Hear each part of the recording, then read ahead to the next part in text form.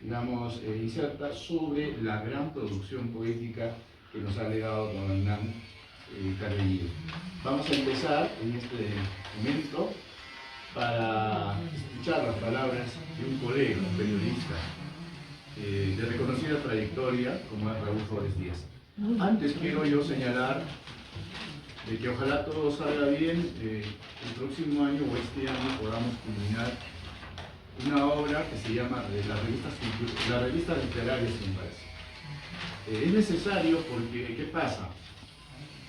Los estudios académicos no están considerando a muchos de los escritores guaracinos, los obvian, con o sin razón, porque ellos dicen que no hay estudios sobre esa obra, sobre esa producción. Pero hoy hemos visto que hay una certificación de parte de una asociación de escritores y poetas, o sea, hay un reconocimiento, hay una legitimidad en relación a la producción del escritor.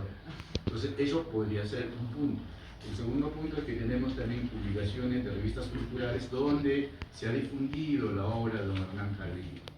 Entonces, no hay ya razón para seguir negando el espacio ganado por estos grandes escritores, y que ahora tenemos también en esta versión de una plaqueta que gracias al amigo Héctor Venturo en la revista Garúa Cultural está sacando como suplemento. Creo que eso también tiene un valor muy significativo. Ahora sí, del periodismo literario vamos ahora a escuchar a don Raúl Flores Díaz comentar acerca del libro Rocío de Lágrimas. Fuertes aplausos para don Raúl.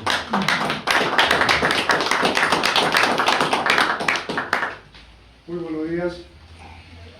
Voy a hablar un poquito fuerte porque como soy un poco sordo para escuchar lo que digo, porque si no puede ser que les esté mintiendo, ¿no?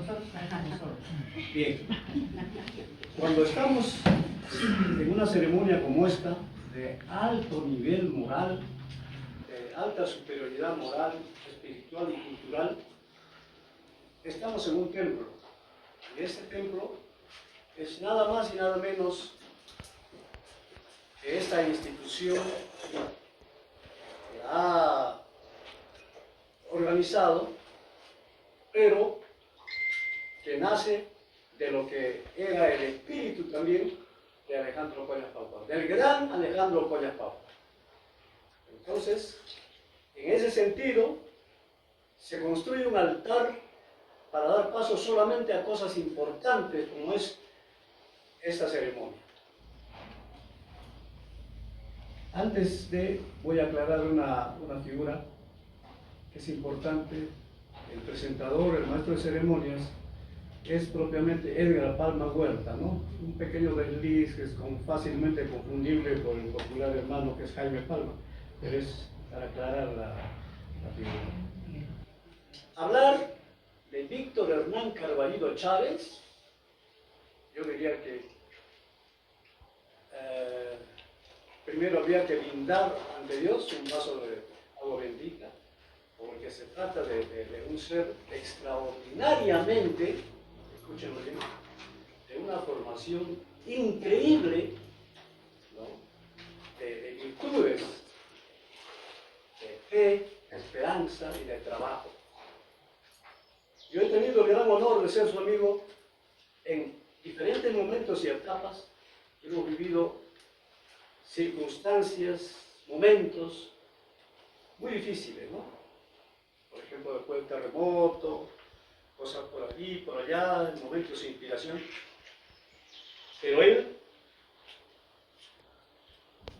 abrazó a la entonces Sagrada Policía, que era la Benemérita Guardia Civil del Perú, y se hizo uno de los hombres más preclaros, porque tal vez él no debió haber sido policía, porque él debió haber sido un sacerdote, un cura, porque cuando llegaba un joven que había a la comisaría donde trabajaba y había cometido alguna infracción o algún error o algo reprochable, él se daba el lujo de hablarle, de convencerlo, de imbuirle de virtudes para que deje esa mala costumbre.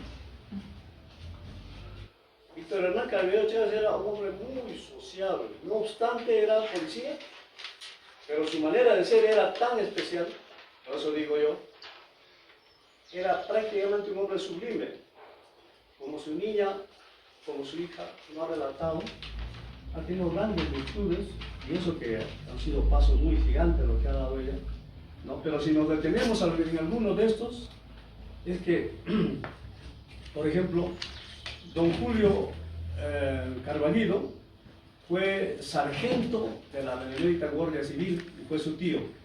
Y en alguna medida, no sé si él siguió esa misma línea por inspiración, porque don Julio era un hombre muy parsimonioso, tenía diríamos, una doctrina de ser policía, que también era un hombre muy bueno, ¿no? Entonces lo recuerdo ahora acá, y es necesario, y era una muy buena sombra, aunque él no recurría mucho a él, pero era una muy buena sombra.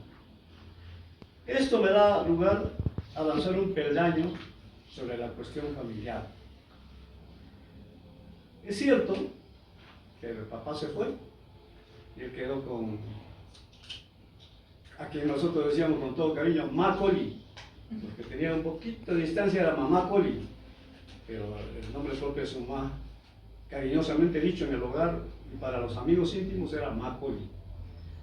Todo ese conjunto de figuras entre las que se sufría la falta del papá, que es importante como para adquirir una personalidad sin taras, sin traumas, sin esto, pero Macaulay sabía compensar cómo era todo eso y lo supo educar bien, de allí que siempre ha sido uno de los mejores policías que ha tenido tal vez el Perú.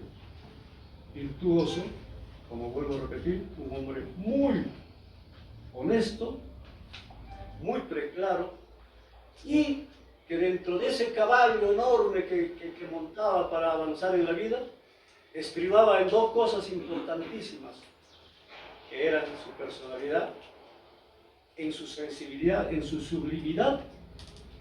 Tenía en una de ellas la música, la inspiración, y en la otra, ¿cuál era la otra? El de ser escritor, el de emitir poemas, que es un poco diferente que el de componer canciones, ¿no? Inspirarse en canciones. Esta música que hemos escuchado es un himno. Y dentro de esa figura,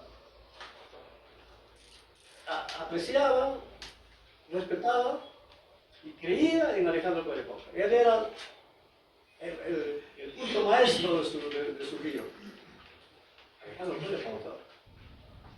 Sus canciones, o la música, una de las cuales ha cantado René Aro, o muchas de las cuales, han llegado a tener connotación mundial.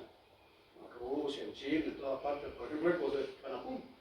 Si nosotros lo vemos como una cuestión propia de acá, local, pero si nos desprendemos de esa figura localista, eso tiene una proyección universal, como el Fondo pasa, en cualquier otro sitio es muy famoso.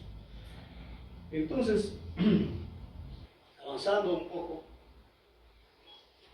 hasta donde me toca verificar efectivamente que fui testigo de cómo mató a una de sus ilusiones mentales, idealistas, hechas poema en este libro Rocío de Lágrimas, donde la parte pertinente, él dice, ¿no? Imperdonable, dice, convulsionado de dicha está mi corazón por haber cometido el crimen el día de hoy. Premeditada y planeada ha sido mi vergüenza, declaro ser culpable, señor comisario, siendo el cómplice mi amigo Raúl Flores Díaz. Ahora se olvidó de poner ahí Raúl Clemente Flores Díaz, ¿no? Pero yo prefiero que no me digan a Raúl Clemente Flores Díaz, porque a veces dicen Raúl Demente Flores Díaz, pero se refiere a demente de gran mente, o si no, si es Clemente, de qué mente, ¿no? Entonces prefiero que no se diluya ahí esa figura, pero esta es una prueba de que yo tengo razón en lo que digo, porque solo para que ponga esto, significa el aprecio, la amistad y la profundidad de relación familiar que hemos tenido. Él también por el lado de su mamá tenían una distinguida trayectoria. Uno de los más grandes periodistas que ha habido en Huaraz, Arnaldo Chávez Valenzuela, era, si no me equivoco, primo, o tío, primo creo, porque este señor era profesor y era a la vez periodista. Pero vamos a ver pues qué clase de periodista, ¿no?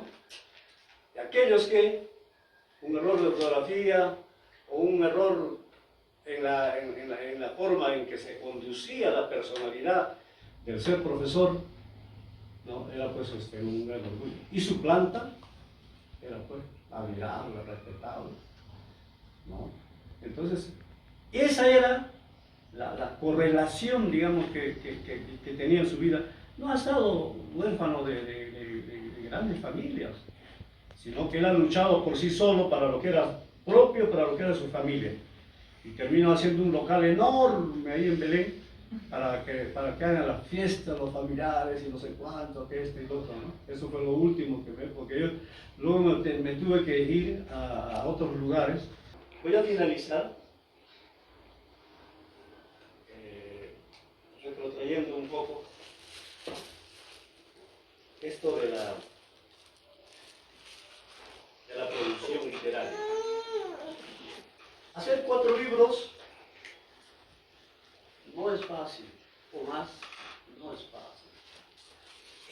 No nos fijemos en la forma, en la pequeñez, o en la cantidad de hojas, o en la cantidad de letras, o en la cantidad de errores, o cantidad de... No, fijémonos en la ambición. Esa ambición sana de querer abarcar espacios en el mundo, en el universo etéreo, a través de galaxias y todo, se siente. Y nosotros que somos expertos en piedras, y ahí voy a terminar, sabemos entenderlo, porque yo sé que las piedras tienen ojos y piensan, y caminan también, así como los árboles, así como todos los animales. Todo esto se contrae, estimados amigos, aquí presentes, familiares. Y no me voy a ir muy lejos, por ejemplo, acá está la hermana más simpática que ha tenido Víctor Hernán Carrillo, Orfelinda. Está aquí.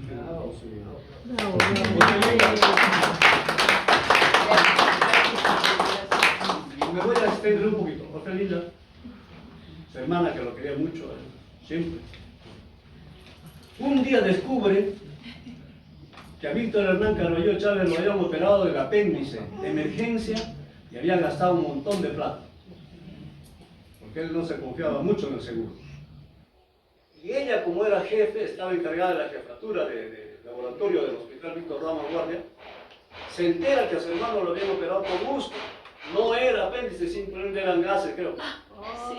Y luego, cuando Víctor Hernán se enteró de eso, lo buscó al médico con pistola en mano para querer matar. Lo creo. Era así. Solamente lo conocemos los que hemos estado muy cerca. Era cierto. Sí. Con todo esto dicho, vanaglorio, este libro que me ha ofrecido, se me ha permitido y donde he participado en esta idea del poeta, ¿no? Y de todo el rosario de libros que está haciendo, y mucho más el que nos ha ofrecido que van a hacer por su papá. Entonces, vaya pues un voto infinito de aplausos hacia el cielo, hacia los lados, hacia la profundidad de la tierra y al fondo de nuestro corazón. Muchas gracias por haber tenido la paciencia de...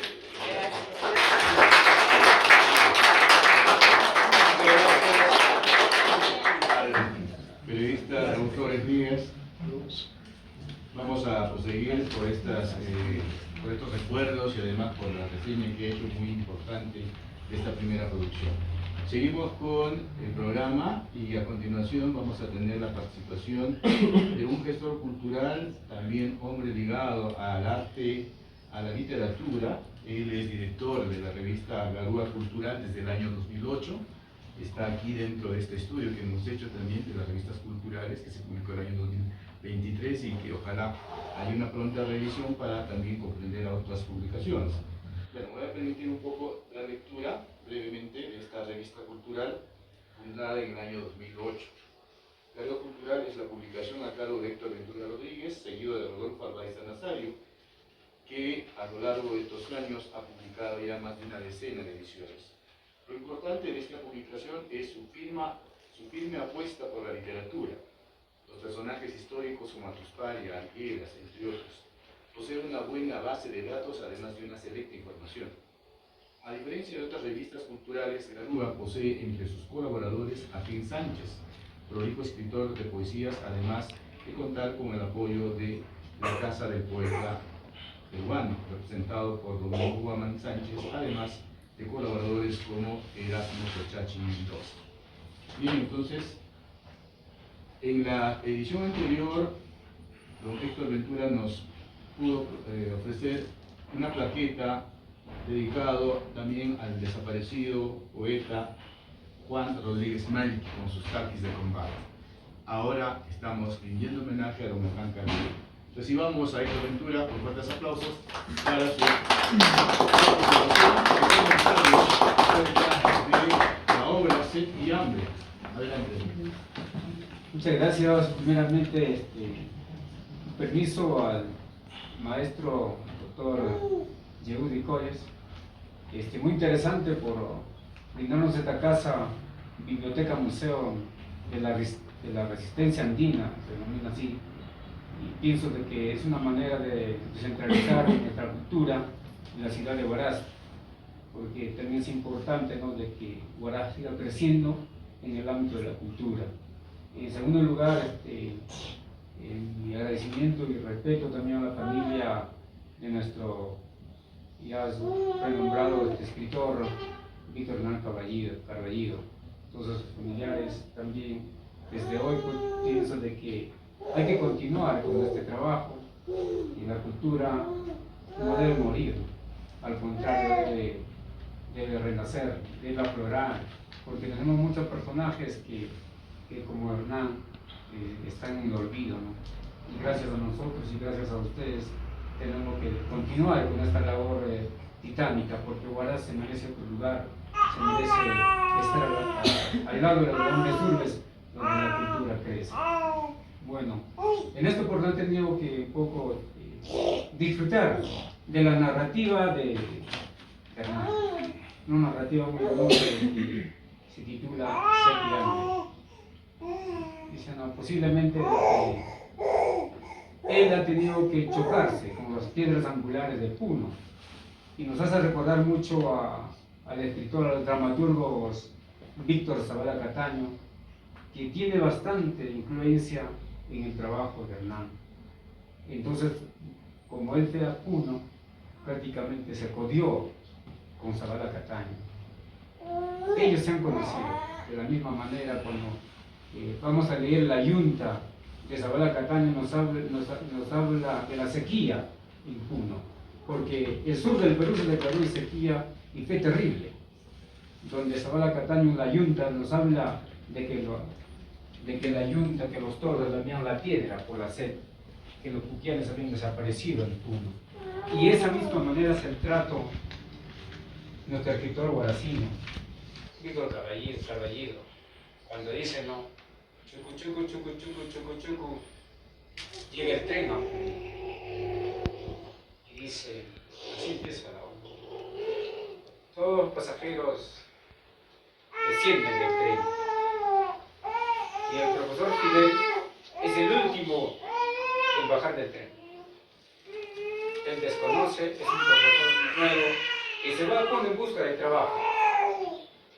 Y posiblemente el escritor estaba allí con el maestro que buscaba trabajo.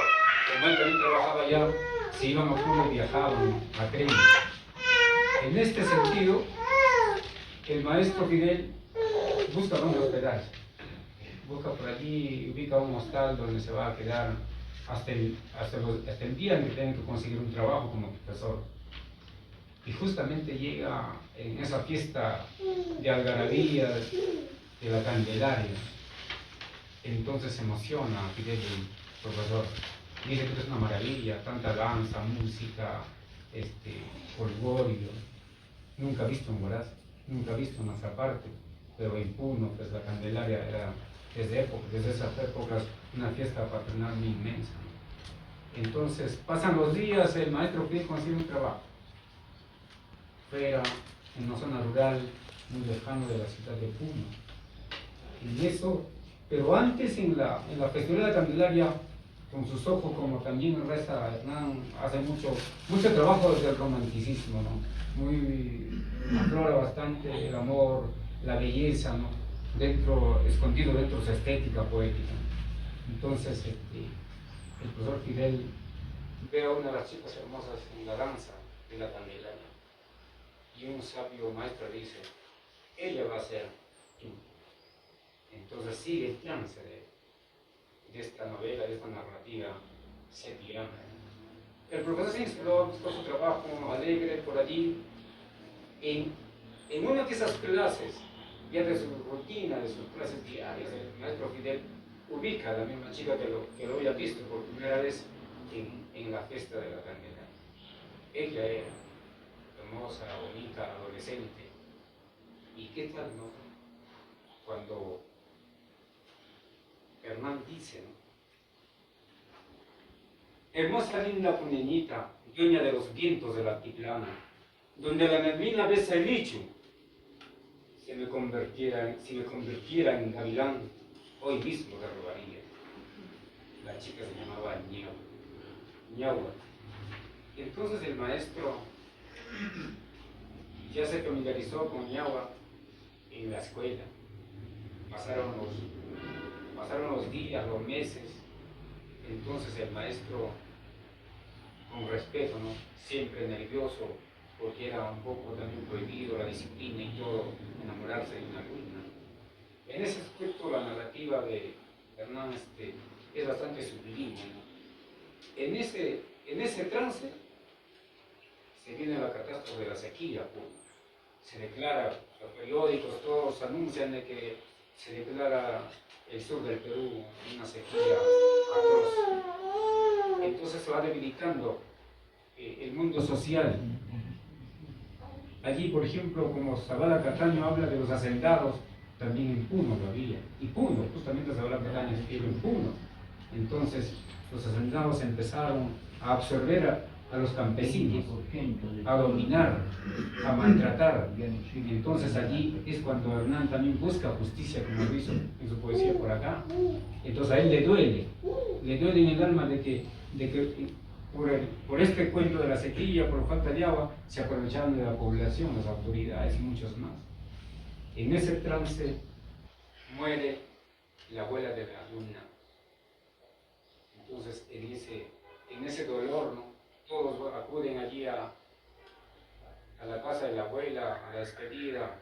El profesor acude también a la despedida, porque también el pueblo, en una zona rural, es unido. Entonces, en esos momentos de dolor, ¿no? Entonces, la vida continúa.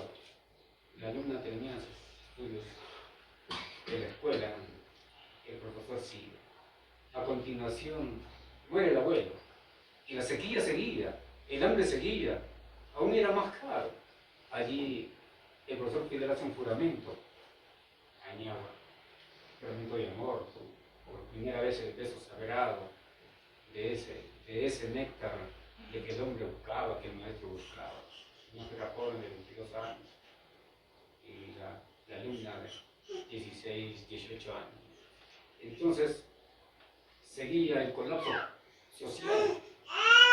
Y justamente cuando el maestro ya iba a declararlo o también pedir un matrimonio, ella va a hacer cola en una que prepara una harina, ¿no? unas tiendas allí.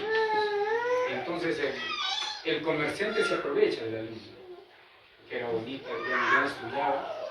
Entonces le lleva dentro de esos sacos de los cereales, de las harinas, ahí se aprovecha de la alumna, el comerciante. Entonces allí pierde, o sea que se convierte en mujer, la estudiante Ñaua. En ese aspecto el maestro estaba, no sé, un poco aturdido de la vida. Y cuando llega a casa Ñaua, encuentra a su abuela muerta. Se desespera. ¿Qué hace? Agarra el querosene en una antorcha que incendia su choza, lo quema su choza en su desesperación. Y esa tragedia hace de que el maestro, al escuchar la noticia, vuelve a su cuarto, también hace un desastre, quema sus cosas, arranca sus tocadiscos, todo. Pone su música de dolor, de desesperación. Entonces, ahí termina el romance. ¿Y qué hace el maestro? ¿Qué hace el maestro? La niña ñaba se viste todo su vestimenta típica de folclórica y enrumba la ciudad.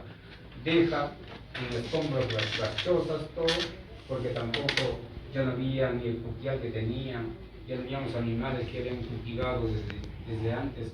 Entonces se fue a la ciudad. El maestro se entera de que Ñaba se había ido de ese pueblo.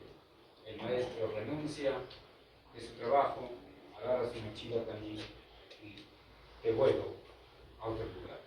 Entonces esa historia termina allí. Simplemente lo que no podemos hacer es un análisis crítico, porque conocemos de que él no está aquí, aunque el escritor no está aquí, sino vamos a hacer una apreciación, una valoración de lo que nos ha dejado. Y no solamente se puede conocer de la poesía que ha hecho, sino también de la narrativa. Muy interesante, muy buena. Creo que su influencia, su trabajo en la ciudad de Puno lo alimentó, su vivencia ya, porque habla mucho de dolor, de justicia, del hambre, de la miseria y del paso, ¿no? Cómo la gente pudiente también en esa ciudad se aprovechó del pueblo, ¿no? Entonces, en este caso, creo que nos queda un trabajo, una tarea un poco más amplio, seguir difundiendo. Sería muy hermoso reproducir estos libros y que sigan, ¿no? Que siga llegando a más lectores, que siga llegando al pueblo, que siga llegando a las nuevas generaciones. Y eso debe ser nuestro trabajo y nuestro reto. Muchas gracias.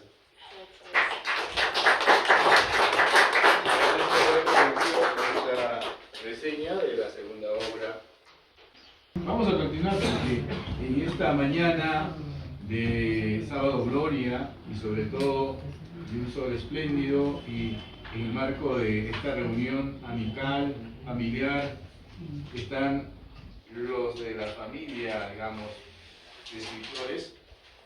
Vamos a tener a continuación la participación de Luis Flores Chauri, un escritor también ya de esta temporada, con el comentario del libro Los sueños que soñé. Recibimos a don Luis Flores Chauri. Adelante.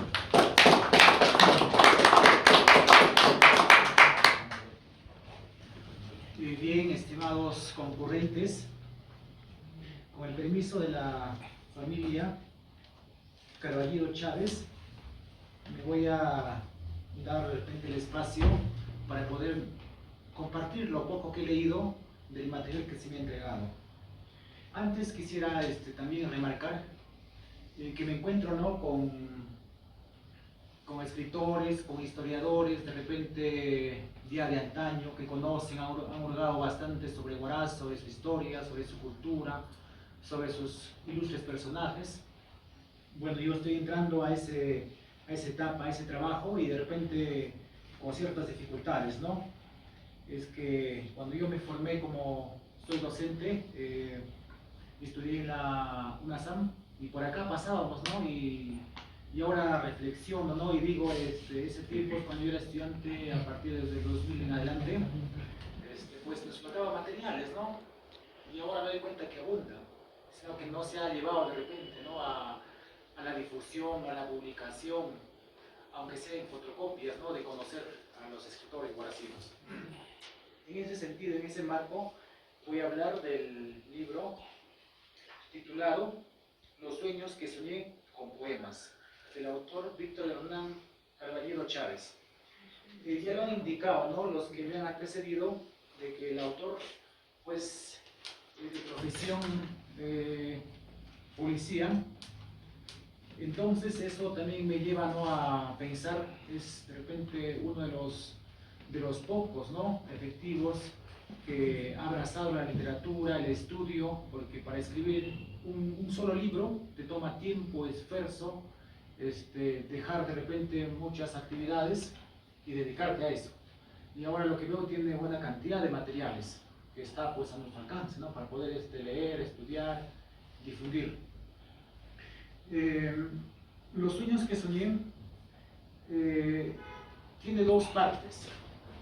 La primera, a suerte de narrativa, nos habla pues de un señor, y para esto, ¿no? El autor nos trabaja la parte, de repente, la parte técnica que nosotros llamamos en literatura, ¿no? Por ejemplo, juega con tiempos. Nos está hablando de una historia y nos lleva a otra y a otra. Y en esta historia, ¿no? Básicamente él cuenta de repente de lo que ha caminado, lo que ha andado, lo que ha experimentado. Él cuenta desde un inicio de repente de la conversación de una pareja, ¿no? Por ejemplo, el señor Anselmo Rashta Toledo, que es el personaje, quien le cuenta, quien le va a narrar a su esposa, y pues en cada intermedios su esposa le va respondiendo, le va escuchando, ¿no? El escenario es la cama, donde le va contando, y la señora diciendo, así eras, Anselmo, claro, yo no sabía que eras así, ahora lo que me cuentas, cómo te comportabas, cómo hacías cosas, ¿no? Y le va recriminando. Y al final se da cuenta que solamente eran pues sueños. O sea, es un aspecto bastante técnico. Nos hace pensar que es de repente una conversación real, pero en realidad era un sueño. Ya utilizaba las técnicas que utilizaban los grandes escritores como Borges, como que ha partido recientemente Vargas Llosa, los que han innovado nuestra literatura. Entonces, eso me cabe pensar que ha sido una persona muy dedicada a su actividad literaria en este caso, ¿no? La segunda parte trata de versos, una infinidad de versos. Estos versos, a mi entender, son pues poesías con bastante música, son himnos, son cantos dedicados de repente a la naturaleza de Huaraz, porque la naturaleza pues acá inspira, tener al frente a los nevados, al río Santa, la naturaleza, el verdor natural de acá de los cerros, del paisaje, pues hace que nos inspire. Y él lo exalta, y él lo dice. Y pues también en su lenguaje he podido advertir que utiliza pues un lenguaje inquisidor, un lenguaje crítico, no solamente se dedica a plasmar, a describir de repente de manera detallada la naturaleza, la belleza, sino también alza una voz de crítica, de protesta a la realidad social, a la condición del campesinado, del indio de aquellos tiempos. Entonces, también tiene una posición solidaria con las personas que de repente no tenían o carecían de recursos necesarios. Y esto va enlazado, ¿no?, a lo que nos ha indicado su hija acá presente, que él provenía de una familia humilde. Él tiene esa tendencia de solidarizarse con su voz, con su canto, con sus versos. Les exalta su trabajo, su labor, y también está presente la historia. He tomado, por ejemplo, el poema titulado Hermano Indio. Este es un poema que está en la página 47, 48 y 49 de este libro, en la que nos escribe un tanto histórico para Huaraz. Huaraz, por ejemplo, ha sido y sigue siendo de repente una tierra artesanal, ¿no?, donde se practicaba pues estos oficios, este arte, ¿no? Por ejemplo, en este caso, de hacer vasijas de barro, llamado la alfarería. Y este indio es pues quien transporta a lugares, a vender, a exponer, ¿no?, su trabajo. Pero lo hace de manera, de repente, no como lo decimos, de manera sencilla, tranquila, sino lo hace con bastante sufrimiento, con dolor, imagínense, ¿no? Trabajar con el barro, luego coser, luego llevarlos, cargarlos, y cuando lo lleva, muchas veces no aprecian su trabajo, no quieren pagar el precio justo de repente, entonces como que él siente ese dolor, ¿no? en sí como escritor, como yo poético, se solidariza con su trabajo. Y él lo significa, ¿no? Él es una persona, este alfarero es de Atipayán, del frente, del pueblo de Independencia ahora, ¿no? Entonces, él se va a la cordillera negra, surca el Callampunta y se va a los pueblos de las vertientes, ¿no? Entonces, voy a citar unos versos. Hermano indio cordillerano, infeliz vives en choza de paja, cociendo en su olla de barro, papa, habas, quinoa, chocho, en el fogón humeante, la bosna de los animales, y la brasa candente calienta sus manos heladas. El verano quema su rostro en el invierno, la lluvia resbala por los surcos de su cara preocupante, esquivando el rayo del granizo. Sus paisajes son fijas en el barro fermentado, viéndose sus huellas de yanque. Como se pueden dar cuenta, se percibe pues la delicadeza del lenguaje, del manejo, ¿no? Porque poesía es otra cosa y la prosa, la narrativa es otra. En la poesía hay que trabajar la musicalidad, hay que incluso contar los versos, y es un trabajo doble, hasta triple. Y ahí encontramos pues ese juego de palabras, de repente los poetas lo llaman, ¿no? Prosa, no me acuerdo exactamente el término, pero hay que encajar palabra por palabra, hay que contar si es posible las sílabas. Sí, ahí nos damos cuenta de la musicalidad. Y además sus versos son como cantos. Acá también encontramos, de repente exalta a un personaje histórico llamado Mariscal Toribio de Cellara. Nos dice, ¿no?, que él había allanado el camino para la independencia peruana, había dejado ya el trabajo bastante avanzado a San Martín, a Bolívar, quienes no se han consagrado como tal. Empieza, ¿no? Voy a citar solamente dos versos. Gloria y honor, gran prócer americano, inmortal militar, político, diplomático, capitán general del ejército de los Andes, combatió por la libertad e independencia a la Argentina, Bolivia, Chile, Perú y Ecuador. Valiente de valientes, guerrero indestructible, naciste en la tierra de los Guaras, maravilla, belleza del mundo, hijo encarnado de las fuerzas naturales, garúa, lluvia, granizo, viento y rayo. Es decir, ¿no? Tiene pues las cualidades, ¿no?, que tiene un gran poeta, un gran mate. Podemos de repente desde la crítica literaria, podemos equipararlos, ¿no?, a Vallejo, a Escorza y a otros, ¿no?, de renombre. Y gracias, ¿no?, por la oportunidad, y solicito, ¿no?, de manera encarecida a la familia que no se quieren de estos materiales de repente en la casa. Hay que ver la manera, la forma de difundir. Hay que llevar de repente copias a la universidad, a los institutos, a los colegios, para que se estudie, para que su nombre pues no se quede, ¿no?, en los libros guardados. Los libros no se han hecho para guardar, ¿no? Los libros se han hecho para leer, para estudiar, para hacer este tipo de reuniones. Yo encantado de haber leído, de haber conocido, y me comprometo también, ¿no?, seguir hurgando en sus libros, en sus obras. Y también agradezco, felicito por la iniciativa a su hija, a sus parientes, familiares, amigos que hayan establecido esta fecha de repente para brindarle un justo, ¿no?, y claro homenaje al poeta. Esa es mi pasión. Muchas gracias.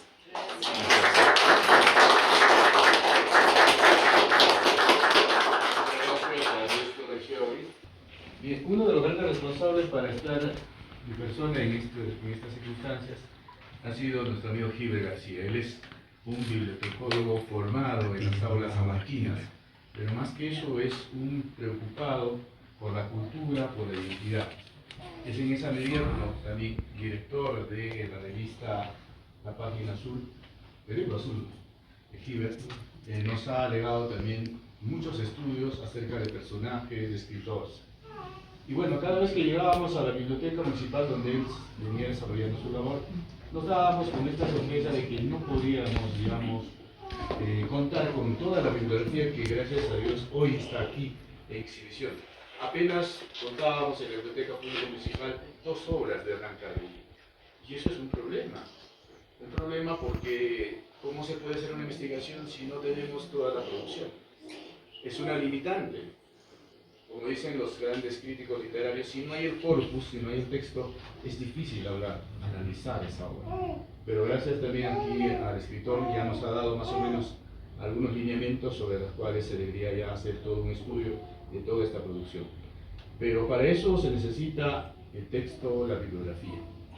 Entonces, ese trabajo lo hace Giver y creo que es oportuno escucharlo porque es todo un trabajo que a veces no es de un día, ¿no? Es un trabajo sostenido, que tiene muchas limitaciones, incomprensiones, con el escaso presupuesto que a veces destinan al sector público, cultural menos, no se puede hacer gran cosa, pero a pesar de ello, hay que valorar un poco el esfuerzo de cada uno de los sectores culturales y de los bibliotecarios. Escuchamos a Giver García sobre esta parte, un comentario general acerca de la obra de...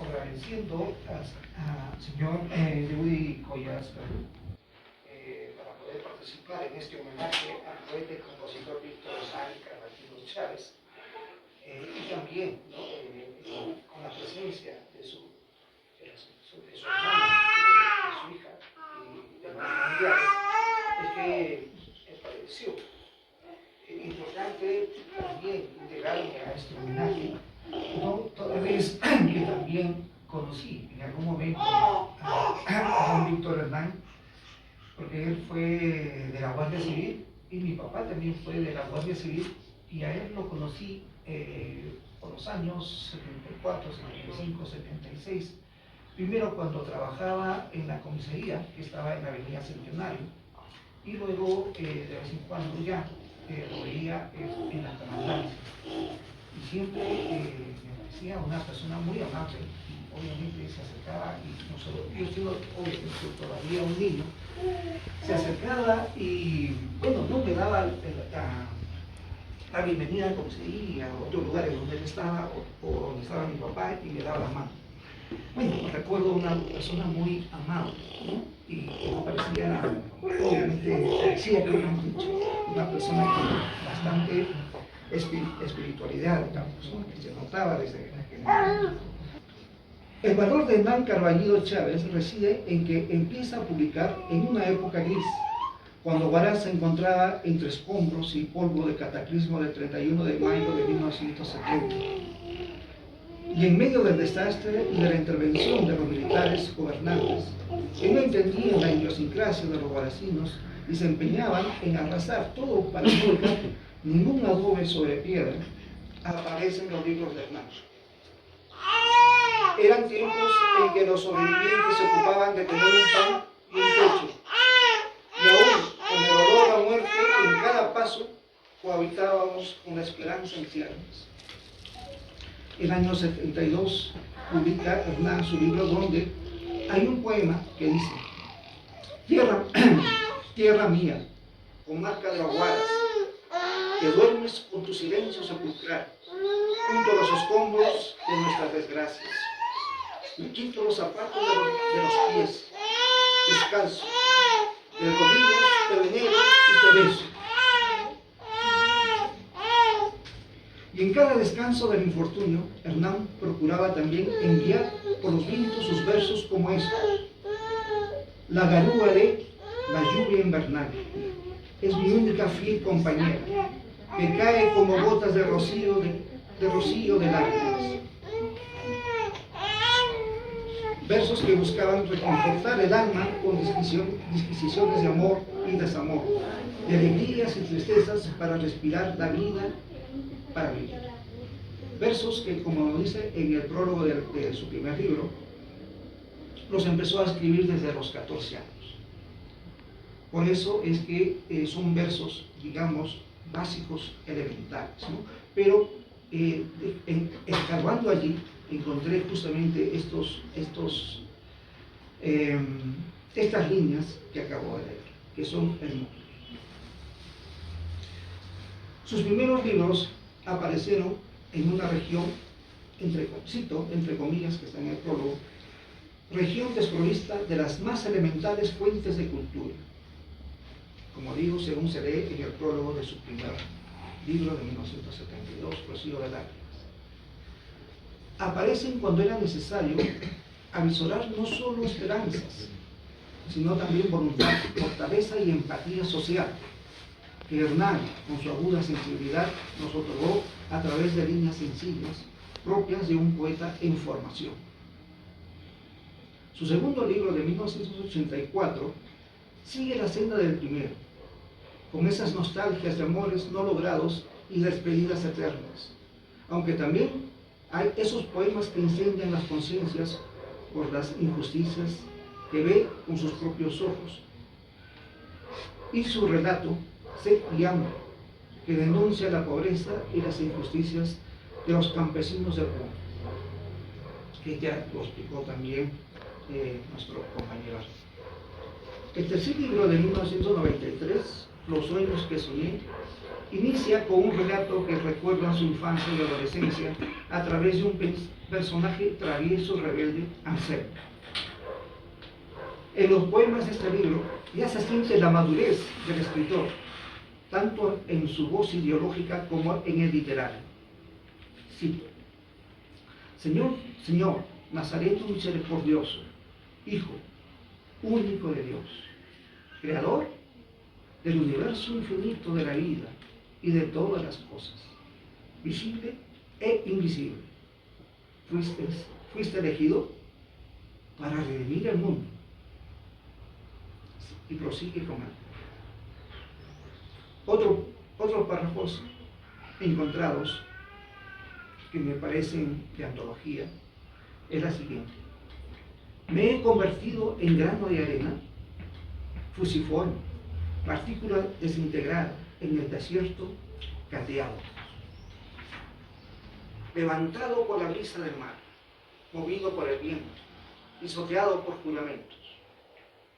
Soy tan fuerte, difícil me hundo, seguiré siendo arena, quemado por el sol, el frío. El tiempo seguirá formando una arena, más una arena. Se percibe la profundidad de su voz, la búsqueda de la belleza entrelazada de las palabras. Es una obra que debe de estar nuevamente entre nosotros. Esta es la pequeña apreciación que he hecho y un pequeño extracto de alguno de sus versos, y después de leer los 4 libros que llegaron a mis manos. Debo decir, para concluir, que Hernán, el valor de Hernán, que es, como lo dijo nuestro amigo, el escritor, literato, es que es una voz que sale del pueblo, que se forma en el pueblo y sale del pueblo, como Máximo Gorki, que desde las profundidades de una sociedad en decadencia, en aquel momento en Rusia, obviamente, sale con una voz profunda y puede contar lo que él vive, lo que él ve, y siempre denunciando justicia, pero también percibiendo amor en la vida misma. Yo creo que eso es lo que transmite la obra de don Hernán. Y después del terremoto, como sabemos, siendo Huaraz y Ancash en general tierra escaso de poetas, don Hernán, después del terremoto, estando nuestros 2 grandes poetas en ese momento, Rosa Sernaguardia y Marcos Yauri, haciendo poesía y escribiendo desde Lima. Acá en Huaraz, Hernán sigue escribiendo lo que siente, lo que ve, y publica el año 72 su primer libro y el 74 su segundo libro. Libros en formación, me parece. Libros en formación, pero que después, al año 93, después de todo un recorrido de vida y de ver mucho, y con esa sensibilidad que tiene él, me parece que su último libro ya contiene una literatura que puede destacar. Y yo creo que a más análisis literarios, yo creo que puede también trascender en futuras antologías. Me dicen que hay un nuevo libro que está pendiente, sería bueno publicarlo. Y una vez publicado, como desde la editorial Huaraz, podemos hacer una antología que pueda representar la esencia de la poesía de Hernán Carballido, que a eso me puedo comprometer, ¿no? Entonces, creo que este homenaje no solamente debe ser al escritor, al poeta Víctor Hernán Carballido Chávez, sino también, y como se ha visto esta mañana, al gran hombre que fue don Hernán Carballido Chávez. Muchas gracias.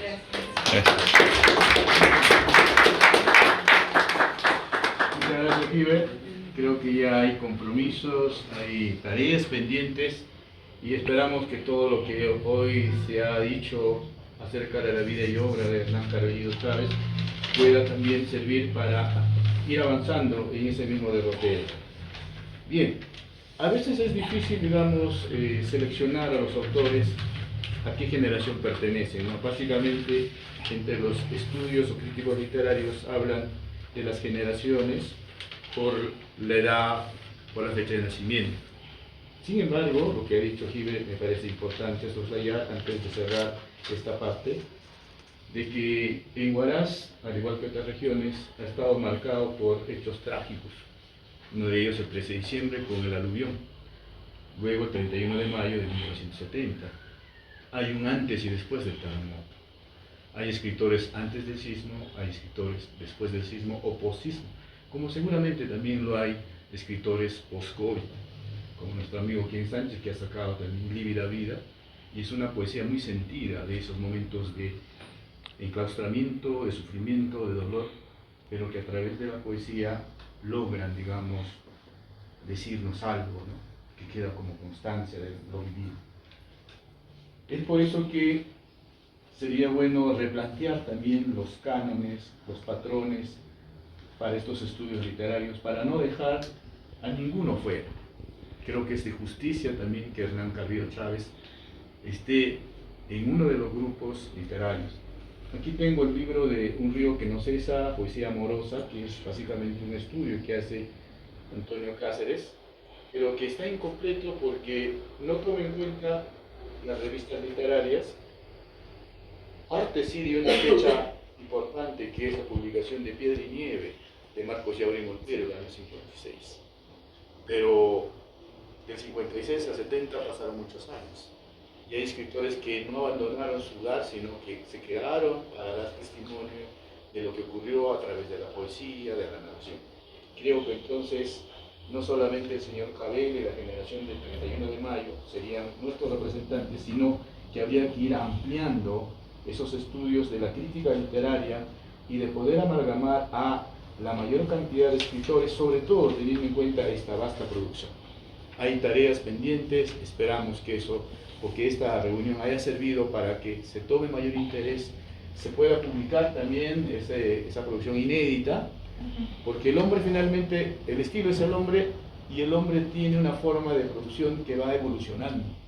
La primera producción seguramente va a estar de los décadas 80, del 93, esta última producción. Pero es bueno ir analizando también en cada momento esa producción en un contexto sociocultural. Muy bien, vamos terminando y voy a ceder algunas palabras a Héctor Ventura porque hoy nos trae una interesante sorpresa, agradable por cierto, en el marco de este homenaje con esta producción.